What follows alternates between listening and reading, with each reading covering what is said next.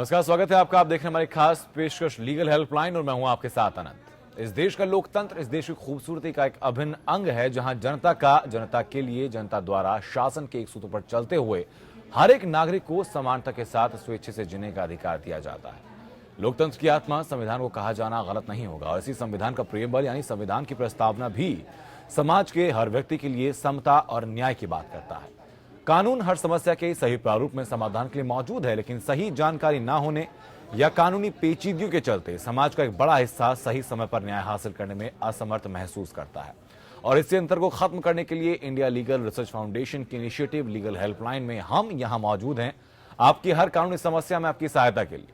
और आज का जो हमारा विषय है, रोजाना एक विषय को लेकर आपके सामने हम हाजिर होते हैं, जिसके बारे में पूरी कानूनी जानकारी आपके सामने हम रखते हैं। और आज का जो हमारा विषय है वो जमानत के ऊपर है कि आखिरकार जमानत से संबंधित क्या है कानूनी अधिकार, कैसे आप जमानत के लिए अप्लाई कर सकते हैं, किन परिस्थिति में आपको जमानत मिल सकती है, कैसे आप गिरफ्तार होने से पहले भी जमानत ले सकते हैं अगर आपको अपने ऐसा कोई शक होता है कि आपकी गिरफ्तारी हो सकती है। इसके अलावा कोई और कानूनी समस्या भी आपके सामने अगर आती है तो हम आपके साथ यहां मौजूद हैं आपकी हर कानूनी समस्या में आपके लिए बेहतर और निःशुल्क सहायता के लिए।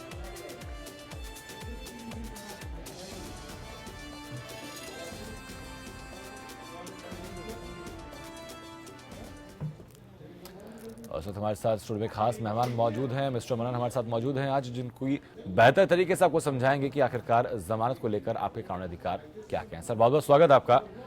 शुरुआत सर मैं यहीं से करना चाहूंगा, जब जमानत की हम लोग बात करते हैं तो कानून की परिभाषा जमानत की दरअसल है क्या? ऐसे है, जब भी कोई अपराध घटित होता है उसमें संविधान में सजा का प्रावधान है कि अगर ये अपराध करोगे इस सेक्शन में तो इसमें इतनी सजा है और मैक्सिमम लाइफ है, वो मर्डर में है और उसमें है। तो उसमें उन्होंने रखा हुआ है कि किसको बेलेबल है और कौन सा नॉन बेलेबल है। जी सर, यहीं पे मैं समझना चाहूंगा कि बेलेबल और नॉन बेलेबल, चाहूंगा दर्शकों को समझाएं कि क्या बेलेबल ऑफेंसेस होते हैं, यानी बेल कैसे, कौन से ऐसे अपराध होते हैं जिनमें बेल मिल सकते हैं जो बेलेबल होते हैं, और कौन से ऐसे अपराध होते हैं जो कि नॉन बेलेबल होते हैं। हमारे इंडियन पीनल कोड में कई अपराध ऐसे हैं जिसमें साल, 2 साल या 3 साल तक की सज़ा है, वो बेलेबल ऑफेंस में गिने जाते हैं और उनकी जो बेल है वो इन्वेस्टिगेशन ऑफिसर थाने में ही ले लेता है, उन्हें कोर्ट में या उन्हें अरेस्ट करके जेल नहीं भेजा जाता। जी ठीक है, लेकिन सर जो थाने के प्रोसीजर आपने बताया उसका पूरा प्रोसीजर क्या होता है, कैसे अपराध होते हैं, उनमें सजा का प्रावधान कितना होता है कि इस साल से नीचे की जितने जो अपराध होंगे, सजा के नीचे जो अपराध होंगे उनमें थाने में हम ले लेंगे, और थाने में जमानत ली जाती है तो कैसे ली जाती है? ऐसे है, आईओ साहब जो भी धारा अपराध घटित होने के बाद जब एफआईआर होती है, एफआईआर में वो धारा के अंतर्गत एफआईआर होती है, उस धारा में कितनी मैक्सिमम पनिशमेंट है उसके हिसाब से आईपीसी में दिया गया है कि कौन से बेलेबल है, कौन से नॉन बेलेबल है। जिसमें 3 साल तक सजा है वो बेलेबल ऑफेंस है, उसकी जमानत थाने में ही आईओ साहब उसको जमानत दे देते हैं। जी ठीक है सर, इस वक्त मुरादाबाद से शिव स्वरूप हमारे दर्शकों से जुड़ चुके हैं। शिव स्वरूप जी, अपनी बात आप रखिए, कैसे आपकी सहायता हम लोग कर सकते हैं? जी सर। जी हेलो जी, आपकी बात हम लोग सुन पा रहे हैं, अपनी बात आप रखिए। हाँ सर, वो ये है कि हमारा एक सेक्शन उसका 13 का मुकदमा आया है, औरत ने डाला है जी। तो उसने पहले शादी कर ली है सर, क्या उसको हम नोटिस को लें, एफआईआर हो उसमें नहीं हो? मतलब क्या पूरा मुकदमा लिखा गया है, नोटिस आपके पास क्या पहुंचा है? नोटिस ये आया है कि जैसे वो औरत थी, पहले उसने 125 डाला था और 125 उसका खारिज हो गया क्योंकि उसने पहले ही बिना तलाक लिए शादी कर ली थी सर दूसरे। जी, तो अभी भी वो कहाँ रह रही हैं? आपके साथ रह रही हैं कि अपने जो दूसरे उनके पति हैं उनके साथ रह रही हैं? नहीं, दूसरे का सर है, उसे भी छोड़ आई है सर, वो जिसके संग रह रही थी सर उसको भी छोड़ आई है।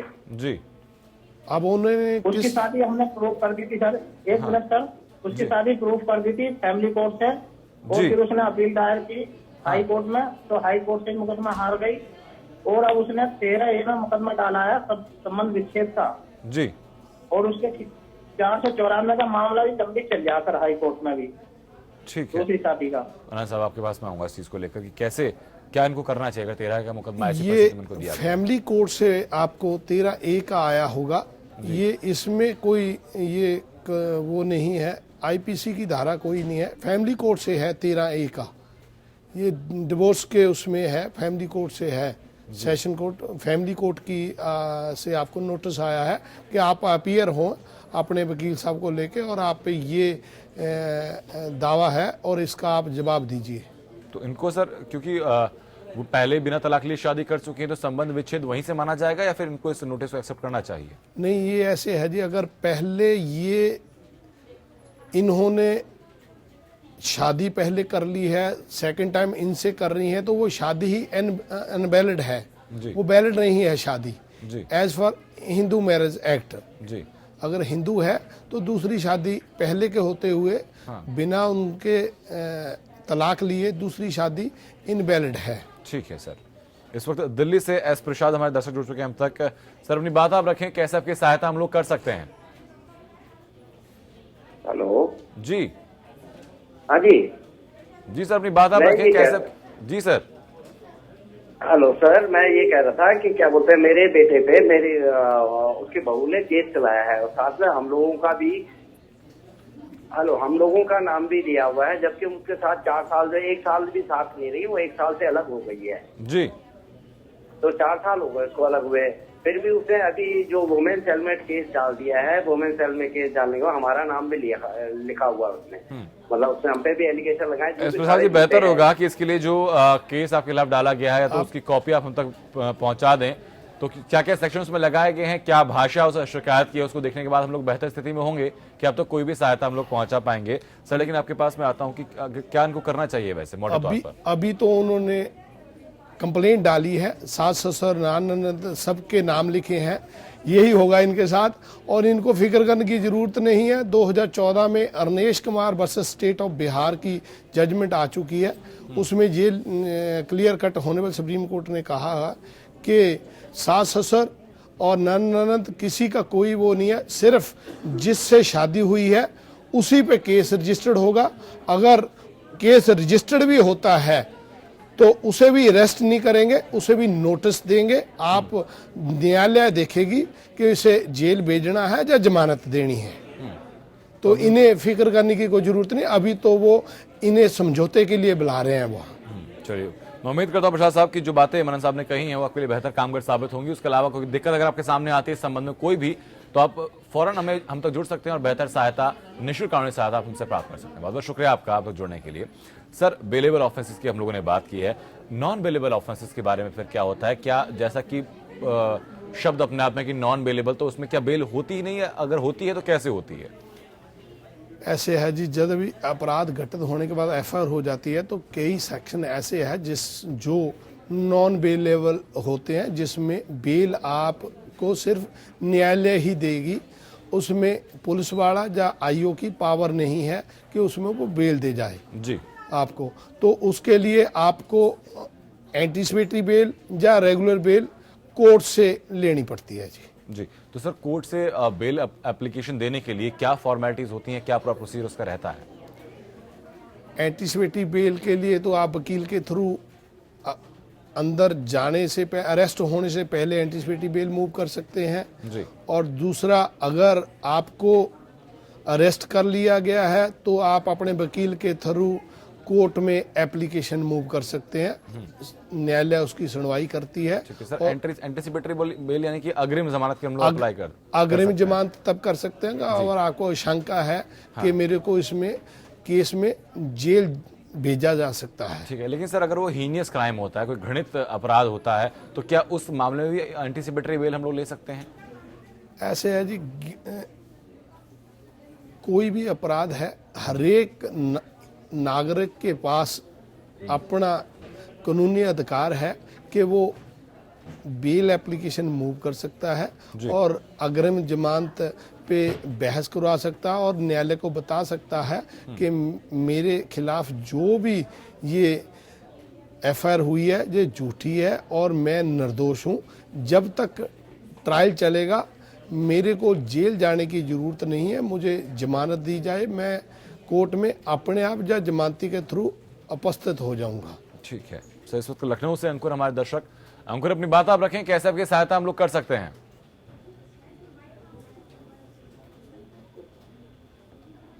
अब तक हमारी आवाज पहुंच रही है अंकुर? चलिए अंकुर, आपका नंबर हम तक जी अंकुर, अपनी बात आप रखें।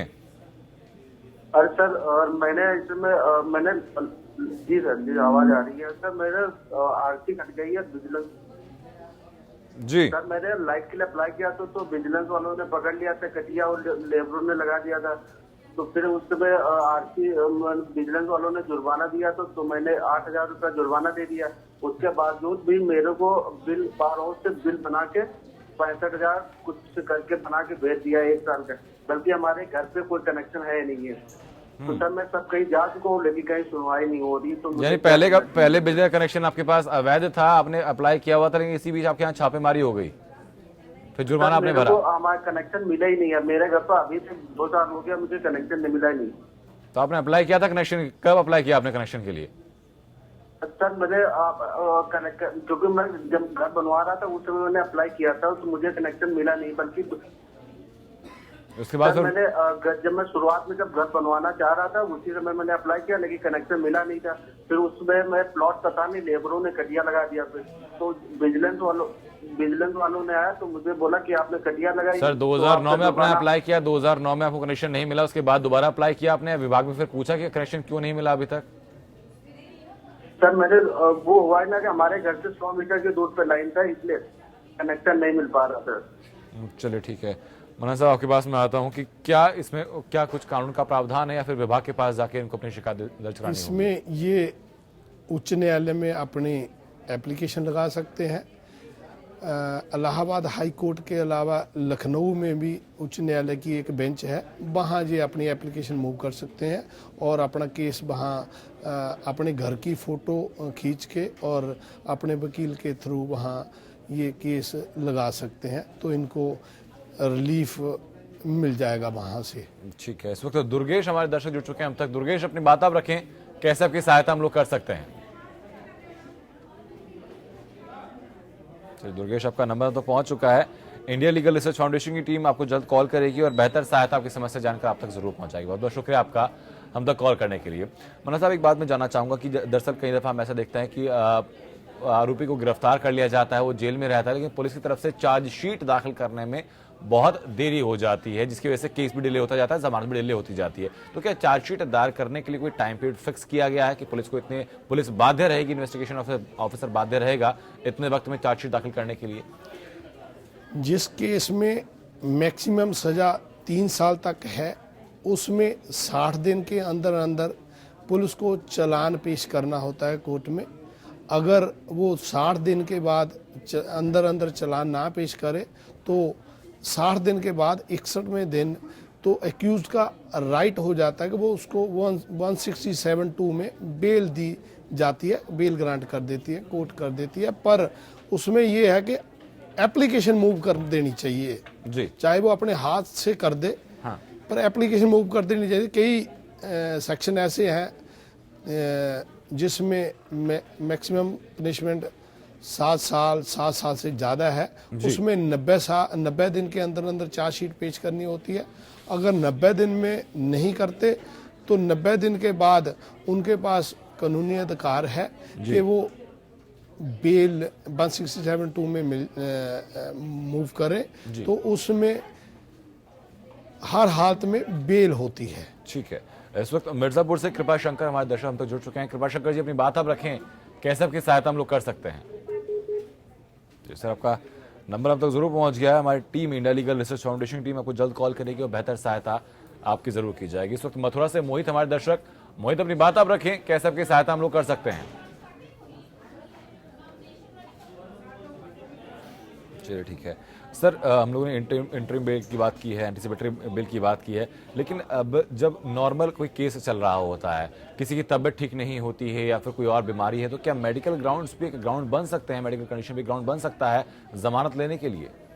ऐसे है, जब अक्यूज कस्टडी में है, उसके घर में कोई बीमार हो जाए, उसकी घर में उनकी देख रेख करने के लिए कोई नहीं है, या कोई बच्चे का एडमिशन है, या वो खुद बीमार है, तो वो अंतरिम बेल के लिए अप्लाई कर सकता है और न्यायालय उस बात इसकी आदेश देती है कि ये जो इन्होंने बीमारी के सर्टिफिकेट लगाए हैं इनको वेरीफाई करो। अगर ये वेरीफाई करने के बाद न्यायालय उचित समझती है तो उनको कुछ दिनों के लिए 2 महीने 3 महीने जितना भी उन्होंने प्रेयर की होती है तो बेल ग्रांट की जाती है। ठीक है, लेकिन इसे इंटरिम बिल के लिए एप्लीकेशन मूव करने का प्रोसीजर क्या कुछ अलग होता है? नहीं, कोई अलग नहीं है जी। उसमें यही है कि जो वो बेल होती है इंटरिम बेल वो कुछ समय के लिए है, 2 महीने 15 दिन जो भी आपकी प्रेयर हो और जो उच्चत न्यायालय उच्च समझे कि इतने दिन में ये इनको मिलनी चाहिए ये इंटरिम बेल। लेकिन सर इंटरिम बिल के बाद अगर जो आरोपी है वो फरार हो जाता है या कोर्ट में पेश नहीं होता है वक्त पर, तो फिर क्या इस चीज में अगर इंटरिम बेल पे आरोपी वापस नहीं आता, कोर्ट में हाजिर नहीं होता, तो उसकी जो जिसने जमानत दी होती है वो जो जमानती राशि है वो जब्त की जाती है, जो जमानती से वसूल की जाती है, और जो बंदा फरार होता है उस पे एक और केस दर्ज होता है 173 में। ठीक है सर, इस वक्त मुरादाबाद से अखिलेश हमारे दर्शक जुड़ चुके हैं। अखिलेश, अपनी बात आप रखें, कैसे आपके साथ हम लोग कर सकते हैं? हेलो जी अखिलेश। सर जी, मैं जानना चाहता था लोअर कोर्ट में जो कन्फेशन कर लेते हैं क्या इसके खिलाफ हाई कोर्ट में अपील हो सकती है? मनन साहब जी रिपीट करें। मैं सर, इनका सवाल ये कि जो लोग, इनका कहना यह है कि जो लोग लोअर कोर्ट में कन्फेशन कर लेते हैं, क्या अपर कोर्ट में उनका अपील करने का प्रावधान उनके पास रहता है? जिन्होंने लोअर कोर्ट में कन्फेशन किया है वो हाई कोर्ट में अपील कर सकते हैं, पर उसमें ये बताना पड़ता है जो कन्फेशन किया है मैं किसी के कहने पे किया है, जब मेरे को गलती में कर गया, मैं उस टाइम मैं ठीक नहीं थी, मेरी हालत ठीक नहीं थी, तो ये कर सकते हैं, पर उसमें आपको रीज़न देना पड़ेगा। जी ठीक है, लेकिन सर क्या इसका एडवांटेज मिलता है क्योंकि लोअर कोर्ट में पहले ही आप एक बार कन्फेशन कर चुके हैं, तो अपील करने का कोई फ़ायदा मिलता है? क्योंकि जो भी कन्फेशन कर रहा है उसे कानून की जानकारी नहीं है, ज़्यादातर लोग तो अपनी नासमझी से ये कर जाते हैं जी। और उसके बाद फिर उन्हें अपनी भूल का एहसास होता है और उसके बाद फिर कहते हैं जी इसके लिए हमें कुछ राय या हमें इस जो गलत हमने स्टेप कर दिया इसको ठीक किया जाए। ठीक है सर, इस वक्त हापुड़ से सर हेमलता हमारे दर्शक जुड़ चुके हैं हम तक। हेमलता जी, स्वागत है आपका, अपनी बात आप रखें, कैसे आपकी सहायता हम लोग कर सकते हैं? सर मेरी ये प्रॉब्लम है, मेरा केस चल रहा है सर, 6 साल हो गए मेरे केस को, और क्या कहते हैं जो मतलब मेरे ससुराल वाले हैं वो कोई भी तारीख पे नहीं आता, और उनके वारंट वगैरह भी कर चुके हैं, वो वहीं से बेल करवा लेते हैं, फिर कोई आता ही नहीं है तारीख पे। ठीक है मनन साहब, क्या आप इनको एडवाइस देना चाहेंगे? जो आपके केस में वारंट होते हैं वो बे लेवल वारंट होते हैं। अगर आप अपने वकील के थ्रू न्यायालय को कहेंगे कि इनके पिछली डेट पे भी ये नहीं आए बे लेवल पे, इनके नॉन बे लेवल वारंट किए जाएं, तो नॉन बे लेवल वारंट पे वो अपने आप हाजिर होंगे। ठीक है, लेकिन सर नॉन बेलेबल वारंट क्या पेश ना होने पर जारी हो सकते हैं या फिर वो क्राइम को देखते हुए जारी नॉन बेलेबल वारंट तब होते हैं अगर अक्यूज्ड कोर्ट में अपनी पेशी पे पेश ना हो, अपनी तारीख पे पेश ना हो, पहले बे लेवल फिर नॉन बे लेवल। बे लेवल तब होते हैं कि एक उसे चांस दिया जाएगा कि अगली डेट पे आप इसमें हाजिर हो, अगर फिर भी ना हो तो उसके नॉन बे लेवल वारंट होते हैं, तो फिर पुलिस के थ्रू उसे पकड़ के हाजिर किया जाता है। ठीक है सर, मैं लैंडमार्क जजमेंट के बारे में आपसे जानना चाहूँगा कि क्या कोई लैंडमार्क जजमेंट भी रहा है, जैसे कि आपने कहा कि Ganesh Kumar versus state of Bihar का जजमेंट जो रहा है, तो क्या क्या गाइडलाइंस उसमें दी गई थी? अभी एक 2G स्कैम में संजय चंद्रा जी की जजमेंट आई है। संजय चंद्रा में ये कहा गया है कि जिस केस में आपने एक्यूज को अरेस्ट कर लिया, जेल में डाल दिया, जेल में डालने के बाद आपने उन पे चार्जशीट भी कर दी, चार्जशीट करने के बाद चार्ज लग गया, चार्ज लगने के बाद बेल दे दो, उसे जेल में रखने का कोई तात्पर्य नहीं बनता। लेकिन सर चार्ज ये हॉनरेबल सुप्रीम कोर्ट की गाइडलाइन है, जो supreme court honourable supreme court कहता है, हाँ। वो अपने आप में एक कानून है। जी ठीक है सर, जो हम लोगों ने बात की थी इंटरिम बेल ऑर्डर की, अगर इंटरिम बेल ऑर्डर पास हो जाते हैं, बेल मिल जाती है और उस दौरान वापस कोई अपराध वही व्यक्ति कर देता है, तो क्या उसकी वो बेल रद्द मानी जाएगी? अगर वो इंटरिम बेल आने के बाद वो दोबारा अपराध करता है तो न्यायालय को बताना चाहिए कि इसने दोबारा ये कर दिया, उसकी इंटरिम बेल कैंसिल करके उसको दोबारा जेल में भेजा जाता है। जी चलिए ठीक है सर, बहुत बहुत शुक्रिया सर आपका हम लोग जुड़ने के लिए, बेहतर जानकारी इस पूरे मामले में देने के लिए और दर्शकों की समस्याओं में बेहतर सहायता उनकी करने के लिए। इंडिया लीगल रिसर्च फाउंडेशन की इनिशिएटिव लीगल हेल्पलाइन का एकमात्र उद्देश्य यही है कि समाज के हर वर्ग के वो लोग जो किसी न किसी वजह के चलते सही समय पर सही जानकारी के अभाव में या किसी और वजह से सही समय पर न्याय हासिल नहीं कर पाते, उनके लिए हम यहाँ मौजूद हैं आपकी हर तरह की कानूनी समस्या में बेहतर और निःशुल्क कानूनी सहायता लेकर। नमस्कार।